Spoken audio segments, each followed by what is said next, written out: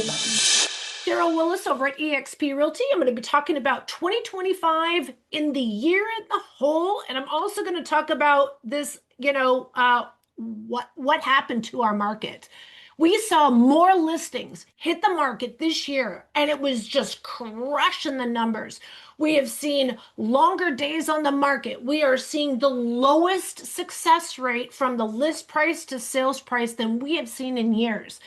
Well, it's here, guys. All those naysayers and all the YouTubers telling you the market is crashing. Let's talk about what's really happening and how I'm going to break down 22 cities that make up the Phoenix metro area and how 18 of them, the median price has gone up. Huh? All right, let's break down the top 22 cities that make up the greater Phoenix area. These are going to be single family homes, new and resale homes, and it will also be only 2,000 to 2,500 square feet, just so we have the same metrics going through these cities in alphabetical order. Coming in, Avondale is at 447,500. That is going to be mostly new construction. Buckeye is coming in at 489,990. Lots of different types of properties in Buckeye, but that is the median price. Casa Grande comes in at a super deal at 407,900. Chandler continues to be high demand for 589,450. Fountain Hills, super special, coming in at 789. We'll see that definitely pop back up. Luxury areas, if you'll notice, in the early part of the year go up, and the best time of year to buy in most cities is going to be in that last quarter. We have Gilbert coming in at 566,500. Glendale is coming in at 523,250. That is a very good mix between mostly resale, but a lot of new construction as well. Now, Gold Canyon is the first city we saw a decline, and you're going to see 3 out of the 4 cities that came in with a slight decline are in Pinal County. Gold Canyon comes in at 549,950. We have been getting smoking deals in Gold Canyon all year long. Goodyear comes in at 511,240. Levine, 477,995. We have Litchfield Park holding in there at 533,495. Maricopa, that is going to be coming in at the end of November at 376,245. Builder competition is real, my friends. Mesa comes in at 541,000. Now that's some of the older homes and also the newer homes. So that's a nice median number, again, at that 541. Okay, here's a good one. Get a little chuckle. Paradise Valley, the median price for November 2025 was $1,830,000. Now, what can you get for this price in Paradise Valley? Well, you can get a 2-bedroom townhome, or you can get a complete teardown that's about 30,000 square foot lot, built 1959. So you're going to need to update a lot and build a home for probably another $5+ million. Look, right now on the market, there are 50 homes over $10 million, just to give you an idea of that price point in Paradise Valley, which is the priciest real estate we have in Phoenix. Peoria comes in at a nice $550,000. Phoenix, again, very diverse. We're talking from Anthem to even Deer Valley area, Central Phoenix, and even as far as South Phoenix and Ahwatukee. So it's kind of a really weird city to analyze. If you need more information, you gotta give us a call so we can break down that city for you. But the entire city comes in at 597,500. Queen Creek coming in at the only upset for Maricopa County. They came in at a slight reduction at 562,450 for that median price from for the year.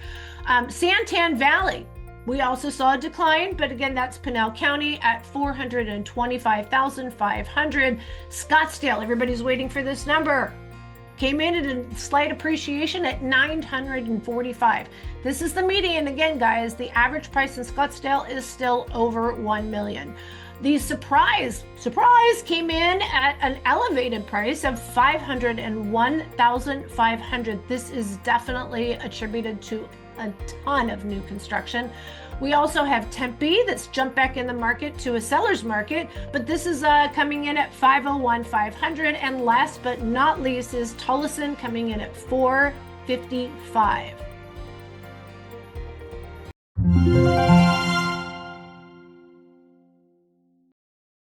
We all know that social media has completely changed everything. We used to get all our news from the news channels. The national media that you might live stream is going to be reporting 2026 predictions from a national perspective. And the vast majority of people are going to be talking from a seller perspective. I'm going to give you some insight on what I am expecting for 2026 from a buyer perspective, and not with the fear tactics that the crash is coming and that this is what I'm predicting. That's not what I'm here for, by the way. I'm here to show buyers what opportunities are out there, where to get them, and make them happen. So let's start with mortgage rates.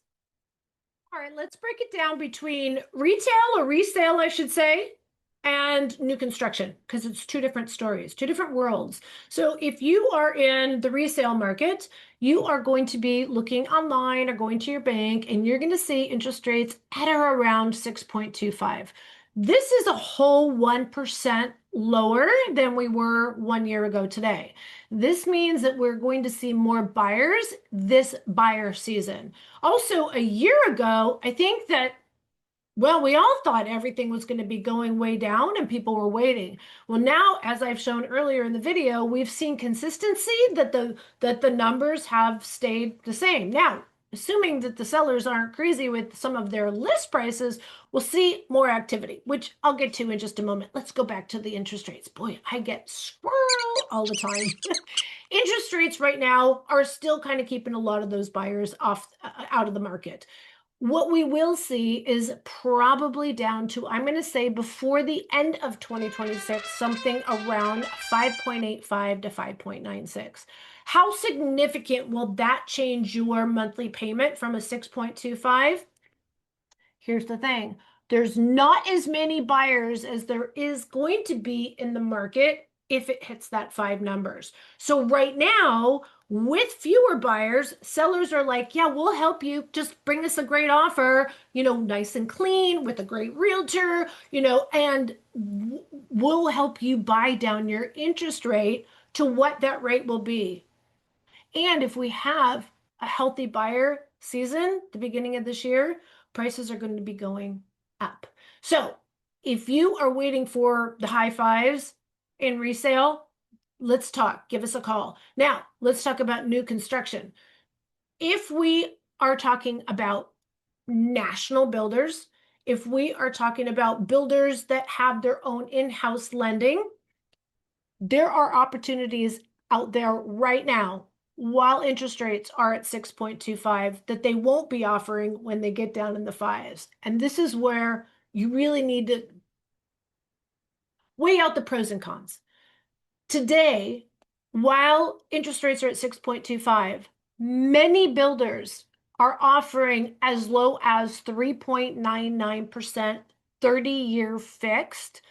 If you are thinking about buying new construction already out in the suburbs and you are just waiting for rates to come down, we will not see 3.99% again on a regular basis. Like, it destroyed our market. And when I say market, I mean the country.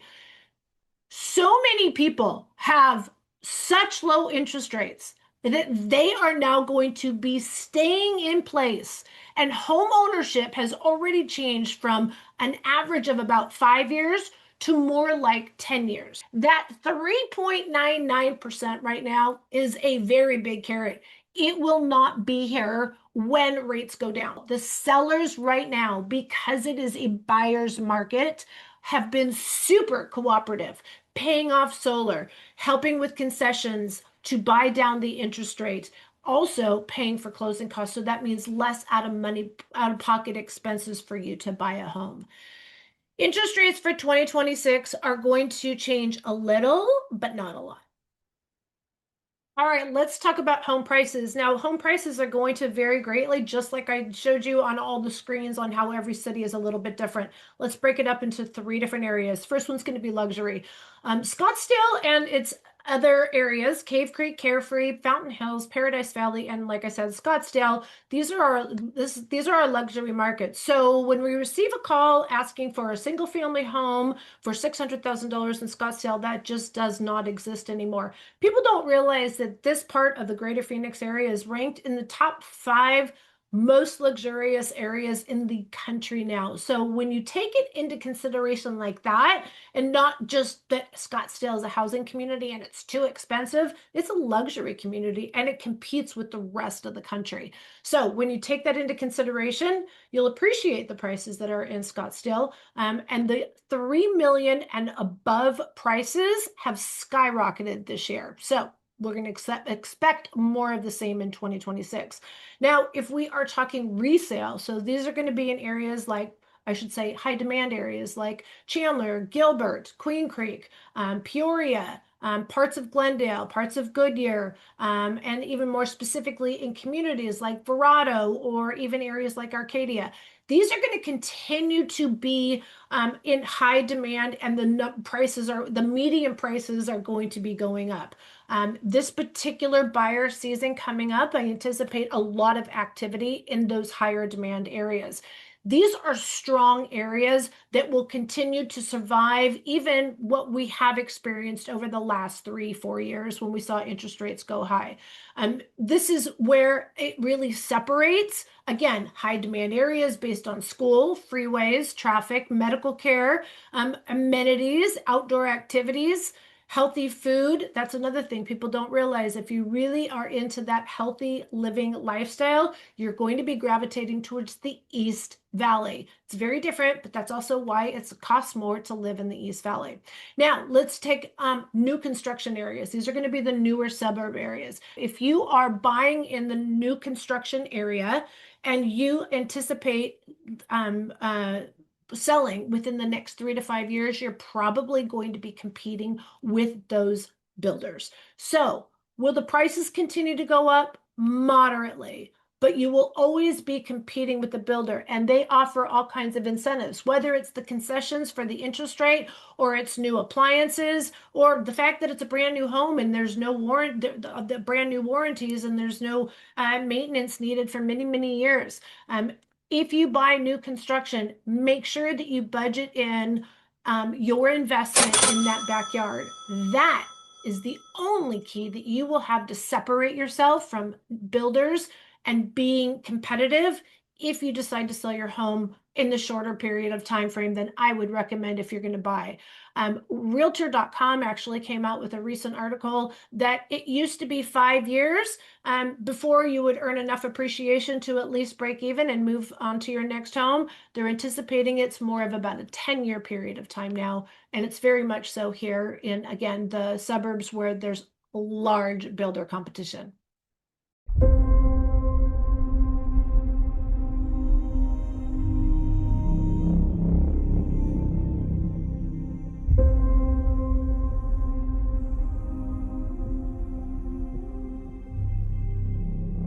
We've already started to see the volume of home sales pick up from a year ago from right now. Again, interest rates have everything to do with it. So the fact that interest rates are in even at 6.25, we are seeing more sales right now than we did a year ago today. In fact, some of the markets that were more extreme buyer markets just a couple months ago, as you saw in those charts I showed you, the prices went back up, where normally December is the lowest point of each city for each year.